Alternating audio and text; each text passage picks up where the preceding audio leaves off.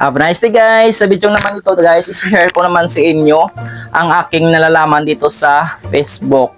Ito guys, meron na ba kayong nakatanggap nito ng mga notification? Ito guys kasi nakatanggap ako ng notification ng ilang beses. Mga 10 times ata guys ako nakatanggap ng notification na ito. Ito daw yung violation natin guys na nakaano tayo guys, nakaroon tayo ng will limited your profile access to monetization tools. So ibig sabihin yan guys, meron na tayong violation at makakaroon tayo ng limited sa ating earnings at hindi na tayo makakaroon ng earnings dito guys. Alam ko guys sa inyo guys, mayroon din kayo nakatanggap nito sa mga violation yung dati guys, mga recent violation nyo, mga current violation nyo guys, nakakatanggap kayo ng ganito guys. So instead na i-click nyo yan guys, dapat pumunta kayo sa profile dashboard ninyo. I-check nyo doon kung active pa ba yung recommendation ninyo at saka yung monetization ninyo guys. Once okay naman guys, ibig sabihin guys, glitch lang to guys. So, wag na kayo kabahan, wag lang kayo mabahala na kung ano-ano pa guys yung nisisend ni Meta. Ito ay glitch lang guys, hindi kayo dapat makakabahan. So, paano nyo to guys maiiwasan para hindi kayo ma-hack or hindi ma-phishing yung account niyo? Baka ano lang to guys, no? Suspicious detector lang to ni system na once na-click nyo to, baka kunin yung information details niyo at ma-hack yung mga account ninyo. So, ito guys, ipakita ko rin sa inyo yung account ko na nakatanggap ako nito ng notification pero okay naman po yung aking monetization, active naman at pati rin yung aking recommendation. Kaya mas screen recording na po tayo, ipapakita ko yung aking actual na account guys. Okay guys, buksan lang natin yung ating Facebook apps. And then dito guys sa notification, i-check nyo lang. So ayan guys, kanina guys meron akong natanggap na we limited your profile access to monetization tools.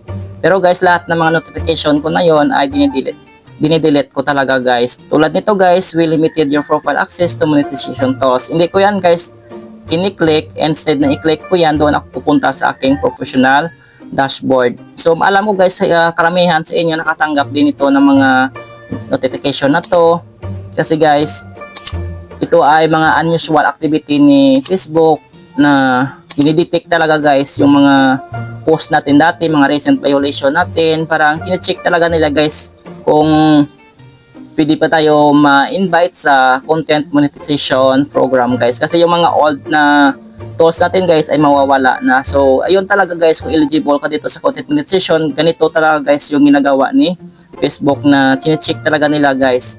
Napaka-stricto talaga guys ni Facebook yun guys or ni Meta. Check lang natin yung ating content monetization guys. So ayan guys, okay naman yung aking content monetization. Wala naman siyang violation or nagkaroon ng limited. So okay naman guys. So ayan lang guys yung aking earnings, konti lang no. So i-check naman natin yung ating profile status guys kung meron tayong talagang violation. Yes guys, meron pa akong violation dito sa aking profile status kasi nga meron ako dati violation na adult sexual extortion, sexual activity, adult sexual exploitation, at saka yung isa pa guys ay hateful conduct. Ito yung mga comment guys na nagmamalait ka or nagbibigay ka ng mga words doon na bad words guys. Iwasan nyo talaga guys mag-comment ng hindi maganda. Dapat be polite at be nice way guys ang pag-comment natin. Huwag po tayo nag-comment ng ng bad. So ito naman guys yung aking recommendation, active din at yung aking monetization. So check natin yung aking recommendation. Ayan guys, profile has some issues. Dahil nga po doon sa aking recent na mga violation guys. Alam ko dito guys, marami din sa inyo nakakaroon ng profile has some issues dahil sa mga violations. At ito guys yung aking kunting kaalaman lang. Dito sa profile has some issues guys, matagal-tagal talaga to guys mawala. Aabutin talaga to ng taon or buwan. Depende guys sa ating violation kung mild lang or severe talaga, iyon mahirapan talaga guys mawala tong ating violation.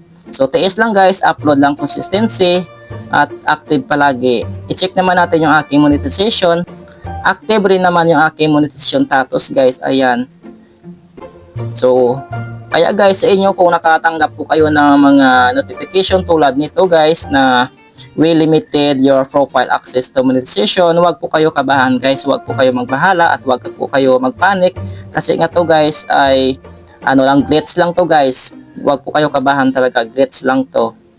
Ayan lang guys, kung nakatulong po ako sa inyo at naipaliwanag ko naman ng maayos, paki-comment na lang kayo dyan sa baba sa comment section kung may mga katanungan po kayo guys na hindi ko dito ma-explain.